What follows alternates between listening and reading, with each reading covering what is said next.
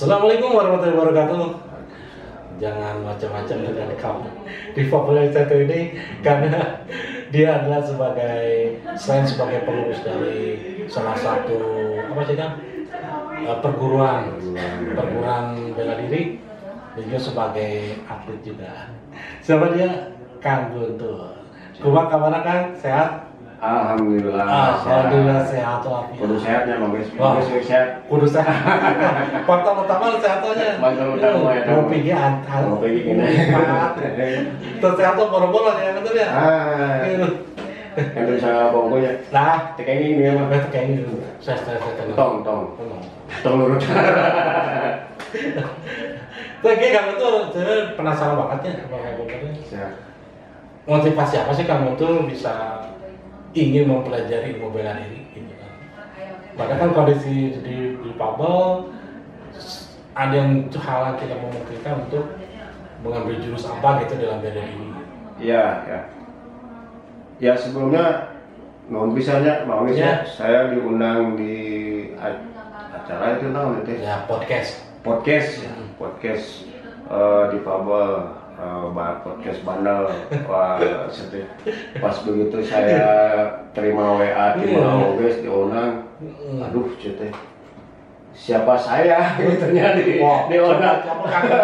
Udah pada tahu tenar-tenar gitu jadi. Diundang ke mau guys. Saya kan lihat hasilnya ada yang beberapa orang teman-teman yang memang punya kapasitas yang sangat jempolan yang diundang. Terakhir saya juga lihat Mang Ajonya itu sahabat saya. Alhamdulillah, Mabes, ya mudah-mudahan kita semua selalu dalam keadaan sehat ya. Nah, motivasi sih itu pokoknya. Buyar. Motivasi apa? Saya ikut perguruan bela diri. Sebenarnya bukan perkara persoalan bela dirinya, perguruannya bukan. Tapi pada saat itu saya memang tidak punya kegiatan yang berhubungan dengan baik itu jauh dengan disabilitas dengan kehidupan saya sendiri. Saya menyadari bahwa saya punya kekurangan, namanya keterbatasan bergerak, kekurangan keterbatasan mobilitas. Berarti saya harus tetap mencoba menggerakkan badan. Nah, dengan menggerakkan badan tentunya harus juga terpola, jangan sampai pergerakan itu menjadi sakit, cedera. Nah, kenapa saya ikut bela diri gitu? Awalnya sih diajak ke teman tahun 92. 92. Ikutan ngilu ya, orang ulin. Oh ya, ayo pas begitu datang ke tempat, ternyata latihan bela diri, lihat perguruan itu memang mengajarkan teknik pernapasan. Kateda itu singkatan dari Kesatuan Tenaga Dasar. Kita memang lebih ke fokus ke bagaimana mengolah teknik pernapasan. Nah, dari situ saya tanya-tanya kan ke pelatihnya, bisa kok, kenapa tidak gitu kan? Ya mereka begitu welcome gitu dengan menyambut saya. Akhirnya ya saya ikut. Yang perlu digarisbawahi ketika ikut perguruan bela diri itu bukan untuk menjadi jago, bukan ingin tahan dengan pukulan. Bukan ingin tahan dengan hinaan. Yang penting adalah ketika ini yang saya tanamkan ke teman-teman perguruan, artinya ke teman-teman yang mungkin disebut siswanya, bahwa ketika kita ikut perguruan, pertama kalian bisa sehat gitu. Mobil semewah apapun, sama hal apapun, kalau tidak muncul di panasan, muncul di majukan, maka jadi rongsok. Nah, begitu juga dengan tubuh gitu kan. Mau digimanain. Ya artinya kalian harus bisa untuk memotivasi diri berolahraga. Intinya tadinya kan. Intinya. Berarti poinnya untuk kesehatan batin gitu ya. Karena percuma mau misalkan kondisi nggak difabelnya nggak dirawat lah kata betul. tetap aja rongsok lah tua sebelum waktu lah gitu kan. Ya coba lihat aja lah fisik dan chemistry dari itu. Terus selama mencobakan senyum dan juga dari bela diri itu membentuk percaya diri ya, percaya diri juga gitu kan ya. Betul. Ya itu ya kadang-kadang begini, tidak perlu harus menjadi seorang bela diri ketika kita berbicara dengan tentang percaya diri, tapi ya, yang penting kita punya motivasi untuk kalau percaya diri kan berhubungan dengan orang lain. Nah, kita percaya diri untuk punya motivasi untuk bergaul, itu akan tumbuh sendiri percaya diri. Tidak perlu harus tidak mutlak gitu ya, harus ikut bela diri. Ya alhamdulillah selama saya ikut perguruan ini manfaatnya banyak kan. Istilahnya nyari anu karib tuh mah lihat jenjangnya pastilah ayo manusiawi tidak pernah sampai kumaha gitu. Cuma memang dulu tahun kemarin saya sempat masuk rumah sakit karena kelelahan. Cari tengah berkelelahan cepat padahal mana dak kira-kira pergerakan gitu. Kelelahan sampai di rumah sakit 10 hari. Saya juga kaget gitu. Ya ternyata memang tubuh harus bisa dijaga. Iya betul. Dan apa namanya yang tadi dengan berhubungan dengan percaya diri, memang itu tumbuh sendiri. Karena mau bagaimanapun juga baik kita itu bela diri, menulis ataupun seperti sekarang kalau guys punya kegiatan seperti ini, ya kan itu kan perlu kepercayaan diri begitu besar gitu. Ketimbang saya misalkan lama di video saya di bata gitu, menghadapi bata benda hidup, kalau guys bisa lebih punya beresiko. Menurut Kang Guntur, seorang difabel gitu, itu harus seperti apa sih yang dengan menguatkan mental agar terpundungan gitu kan, nggak sensi sedikit-sedikit kan suka ada juga yang gitu kan ya, sedikit-sedikit minder, sedikit-sedikit takut karena malu gitu kan, atau kesinggungan gitu kan betul. Mungkin beda pendapat, beda argumen, beda visi juga. Baik saya dengan Kang Oges gitu. Untuk begitu tuh kalau bagi saya harus tahu diri kan. Tahu diri. Jadi artinya ketika kita menempatkan diri di lingkungan tertentu, kita harus bagaimana. Menempatkan lingkungan ini kita harus bagaimana. Kalau memang kita menempatkan di sini dan kita tidak mampu ya jangan dipaksakan, ataupun dimaksakan tapi dalam proses belajar. Ya kan? Jangan sampai orang kayak katingali pintar, katingali bodoh atau kumaha gitu nya. Percaya diri dengan jadi kelihatan semua orangnya juga jadi so tahu. Ya kan gitu. Salah penerimaan, salah persepsi orang. Ya mungkin itu yang saya coba terapkan ke diri saya. Saya tidak berusaha untuk menerapkan ke orang lain, tapi untuk ke diri saya. Berarti pandai-pandai beradaptasi juga gitu kan? Jadi supel lah gitu ya.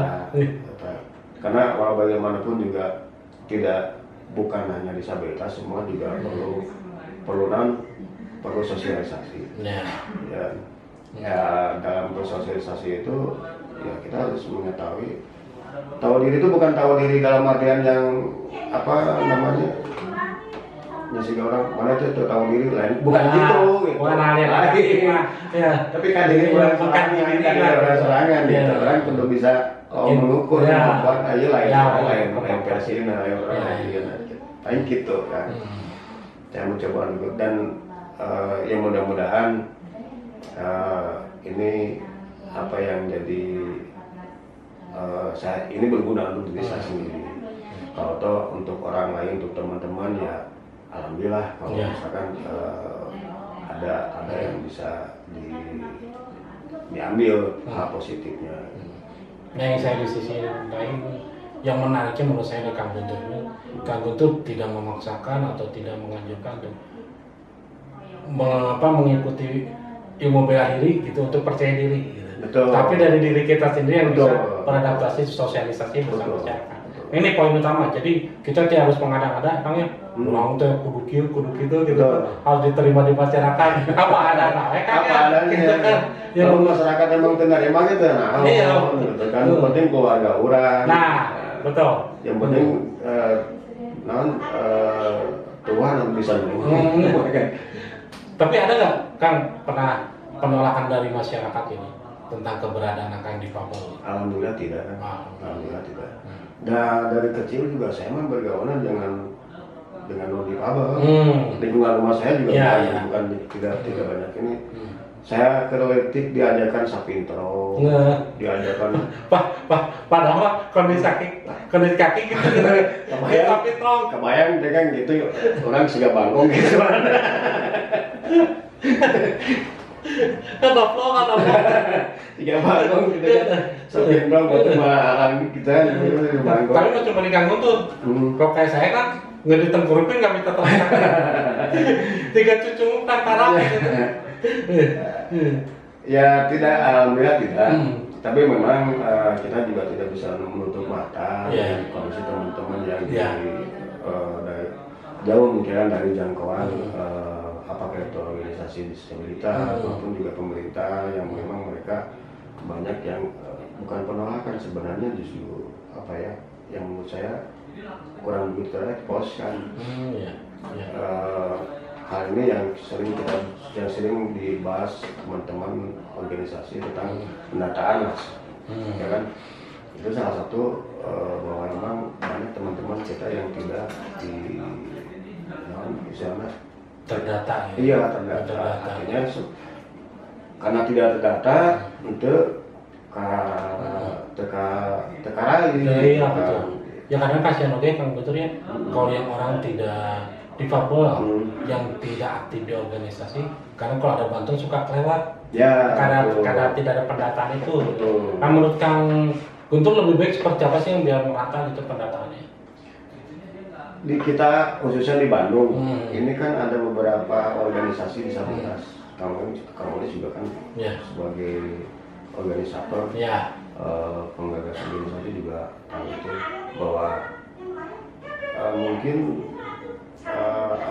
lembaga yang memang untuk menyalurkan bantuan itu tahu bahwa ada sebenarnya DPO kan OPD DPO aja perpecahan ayo OPD kita tahu harus teman-teman yang bergerak di organisasi itu juga harus bisa muncul gitu. Artinya mereka mungkin juga lembaga-lembaga bantuan yang sering menyalurkan bantuan udah apalin ternyata ada ini dan dari situ kan juga akan ada data disabilitasnya apa, dia kebutuhannya apa, pastilah teman-teman juga pasti itu ada. Ya kita ada misalkan Bekati titular kita juga banyak. Lalu untuk secara umuman kita organisasi disabilitas secara umumnya juga banyak kan. Kayak KOGES juga di non-sos ya. Spice itu kan. Spice karena untuk disabilitas berat seperti KOGES. Tapi kan tidak menutup kemungkinan untuk yang seperti saya juga disabilitas ya banyak gitu kan. Nah itu yang harus kita perkenalkan ke lembaga-lembaga yang memang bergerak di bantuan itu yang penting. Dan sekarang tuh kemarin baru Kang Guntur baru menjadi ketua PPD Kota Bandung gitu kan. Nah sekarang jadi pengurus NPCI. Enakan jadi pengurus NPCI atau ketua PPD kan? Enakan ngopi sih kan kira-kira ngopi lah bisa aja Kang Guntur jadi kopinya itu sebenarnya enak atau tidak, sami wae kan ya. PPDI maupun NPCI mengurus disabilitas dan di dalamnya juga teman-teman disabilitas yang banyak beragam disabilitas. Kalau PPDI mungkin karena bergeraknya lebih luas, tidak hanya olahraga. Kalau NPCI itu olahraga, khususnya olahraga. Kalau PPDI mungkin lebih ke kehidupan sehari-hari, termasuk juga olahraga. Iya. Saya sama saja sih kan. Kalau ditanya enak atau tidak, ya tergantung enak kalau tidak. Dan kadang-kadang orang juga berpikir orang mau meninggal jadi anggota lah jadi para pengurus. Tapi ya apa ya? Yang mau jadi pengurus mau jadi anggota sama saya pikir sama saja. Tidak ya ini. Beda sebutannya aja. Beda sebutannya. Beda. Tetap mengurus mah diurut bukan diurusnya sih orang namanya. Tetap lingkungan kita gitu kan tetap aja. Itu di PPDI sama NPC itu di bawah lembaga pemerintahan. PPDI maupun NPC kalau yang saya tahu ya kan beliau lepas ya selama saya menjadi ketua PPDI mungkin teman-teman ini yang ada yang belum tahu PPDI itu perkumpulan penyandang disabilitas Indonesia yang memang PPDI ini adalah mitra dari pemerintah.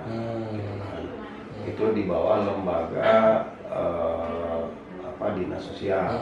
Jadi kita lebih berpanjang kepada dinas sosial. Lalu juga kita berusaha PPD itu berusaha untuk meraih OPD yang ada di Bandung yang memang untuk itu tadi untuk bersinergi dengan bukan antar pengurus sebenarnya, tapi lebih bersinergi ke teman-teman yang memang tidak teraih, tidak ini. Lalu kalau NPCI lebih ke olahraga sifatnya. Teman-teman diarahkan untuk program olahraga berprestasi. Banyak cabangnya sih, banyak jenis olahraganya. Mereka aturan PCI ini dibawa Dispora. Dan dulu PCI sekarang tersendiri gitu. Jadi tidak menonnya disabilitas lah kan. Jadi khusus kita bergerak di situ. Kalau PPDI lebih umum. Nah kalau masalah tentang PCI ini kan Kang Guntur selain pengurus juga aktif. Aktif bowling. Saya pernah lihat tuh sering aktif bowling itu yang bolanya kayak makan.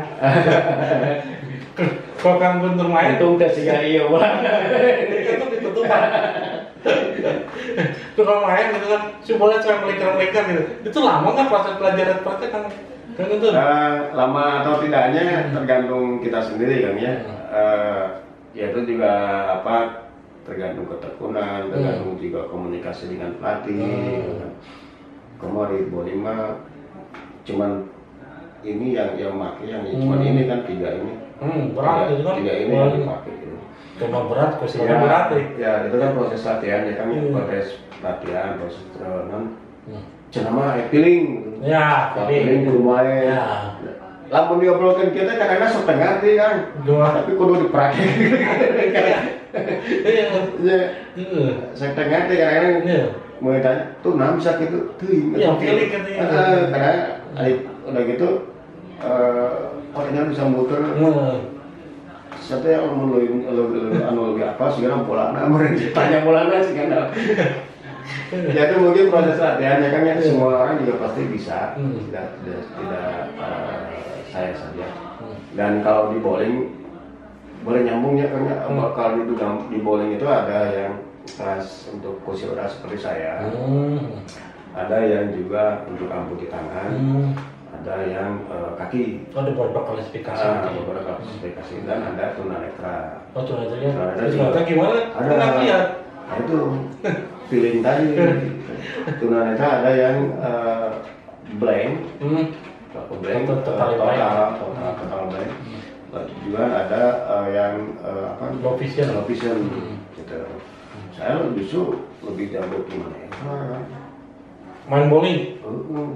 Kan aya bola sesanya. Ayo orang mah kan ningali.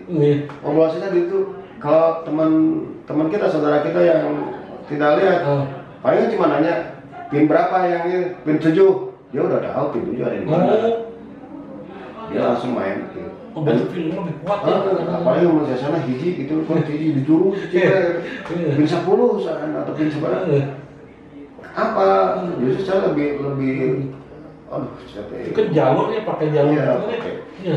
Oke, gitu. Tapi kalau misalkan di ujung sana gitu tapi masih bisa ditembak gitu kan ya. Ada tekniknya kalau misalkan ujung sini kita mau main ini duduknya apa, duduknya di mana, di mana.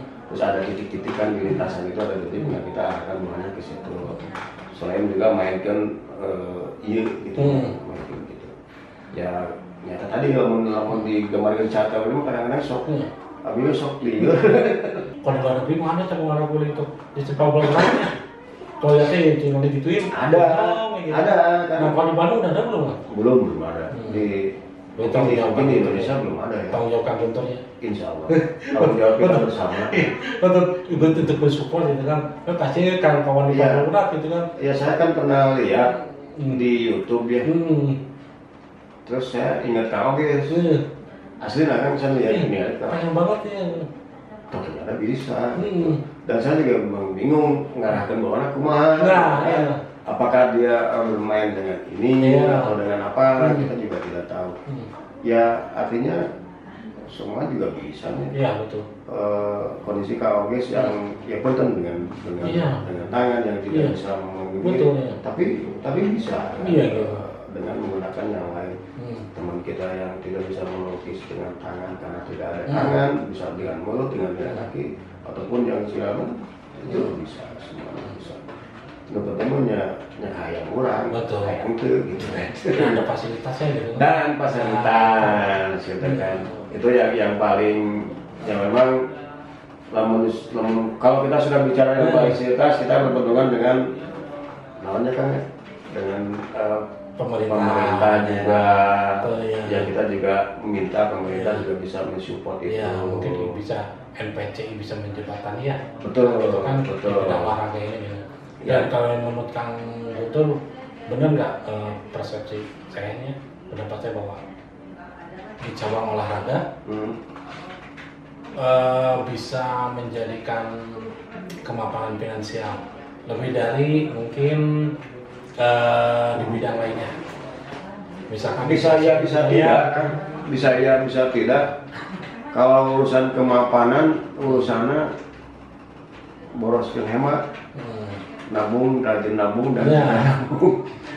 Orang yang memang sering misalkan atlet yang memang punya mungkin ya bisa dia karena sudah jadi atlet nasional atau juga internasional bisa pastilah jenjangnya itu pasti akan ada. Pasti akan berbeda dengan atlet yang baru mewakili daerah. Itu pasti jenjang finansial ataupun ekonomi pasti beda. Tapi ya semua itu juga tergantung pada bagaimana kita mengolah atau mengelola ekonomi kita. Di bidang apapun, bahkan mungkin dengan bidang seperti KWS sekarang juga KWS bisa menjadi miliarder, gitu kan? Insya Allah, amin. Tukang kopi juga kan bisa menjadi dia sebagai tuang bola dia menjadi ini mempunyai kemampuan. Tergantung daripada pengelolaan ekonomi dia dalam keluarga ataupun ya dalam berkehidupan lah. Tapi memang kalau kita punya kerjaan misalkan menjadi olahraga yang minimal ada inilah arep-arepen minimal gitu kan kita. Nah yang saya senang lihat juga di sosmednya Kang Guntur sedang mensosialisasikan sepak bola tangan nah itu kami tak bisa jujur mas. Kalau itu kan timnya, jadi bukannya sekedar perlombaan, sekedar aja curami, tapi rasa sepan gitu. Rasa sepan, jangan. Orang kan bisa sok ningalinya, orang kritik, gitu ya dia, orang kritik marah-marahin bola, ada orang bisa. Gitu kan. Dan ini sebenarnya berbicara sepak bola tangan, ini sebenarnya bukan toh saya pribadi, karena ini tim, ini ada di situ di dalam itu ada Kang Wawan, ada Mang Hajo juga. Nah itu juga dulu tuh dengan Mang Hajo, dengan Mang Wawan, dan yang lain-lain, ada Iman juga. Iman kenal kan ya? Nah di situ itu memang keinginan teman-teman yang waktu pertama kali sepak bola ingin lagi mencoba untuk mensosialisasikan ini.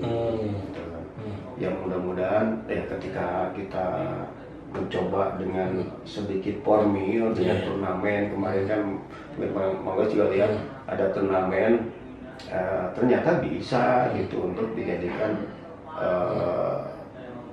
cabang olahraga dan kita lagi mencoba untuk, dan kebetulan teman-teman menunjuk saya untuk jadi pengurus, dan pengurusnya tidak hanya saya banyak, dan kita juga banyak melibatkan organisasi-organisasi atau orang-orang yang memang bergerak di bidang olahraga. Nah kita lagi mencoba, yang utama adalah mencoba mengajak teman-teman di Pabel yang khususnya untuk kategori klasifikasi laksa ikut yang memang tidak punya khususan cabang tertentu bisa ikut di sepak bola gitu kan. Yang mudah-mudahan rencana kita ingin membuat ini menjadi cabang olahraga khususnya di lingkungan olahraga NPCI gitu kan. Apa sebelumnya ada di luar negeri atau di luar negeri? Saya tahu ayahnya. Iya. Kalau di luar negeri ada juga yang olahraga yang di sepak bola amputi. Oh, amputi. Nah, itu ada.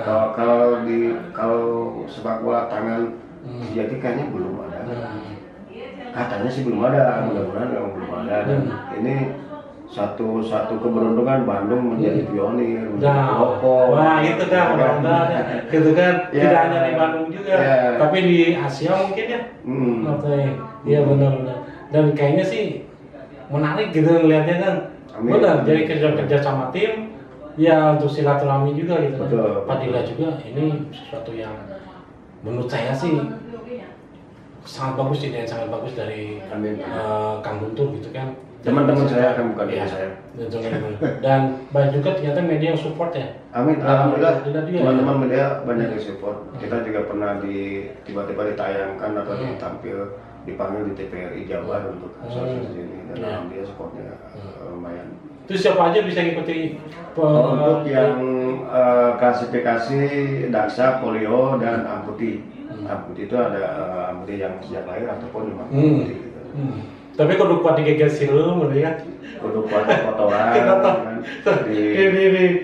Tapi nggak kayak di lapang futsal gitu kan, jadi untuk mengurangi sedikitnya mengurangi cedera atau misalnya cedera sebenarnya di mana-mana juga bisa kan ya. Atau memang kita belum pernah mencoba di lapangan futsal. Nah nyaman tidaknya kita belum tahu karena kita belum coba. Kita kan ngeronang kan, ngeronang, ngesot gitu. Nah ini yang ngeronang ini kan, yang takutnya kotor, panas gitu kan. Kalau merumput mah rada tiis lah gitu kan. Nah itu kita belum coba. Mudah-mudahan ke depan ada waktu untuk sosialisasi ini. Jadi dan kita dukung nih olahraga sepak bola tangan. Tapi kenapa kan masih disebut sepak bola tangan? Kan sepak mah kaki mah. Naon cacan orang masih kena nanti mungkin untuk aturan penyebutan segala macam itu nanti kita butuh orang yang tidak dalam bahasa atau gimana. Terus sementara ini kita pakai sepak bola tangan, di belakangnya ada disabilitas, gitu kan, untuk tengah wording sepak lo suku ada yang golongan ngegaplok gitu kan. Gaplok bola. Nah kan, seberapa berperan nih istri mendukung kegiatan atau aktivitas Kang Guntur? Mudah-mudahan tersedihnya, saya menurut sangkanya saudara sedih. Ya, istri saya memang non difabel. Dia bahkan dia istri saya tuh sekarang teh namanya jodoh ketemu lama. Ya apa non disebutnya? Dia teman SMA tuh. Oh, teman SMA. CLBK. Hampir sama istri saya. Saya ketemu dengan dia dan alhamdulillah kita berjodoh untuk bisa membangun rumah tangga dan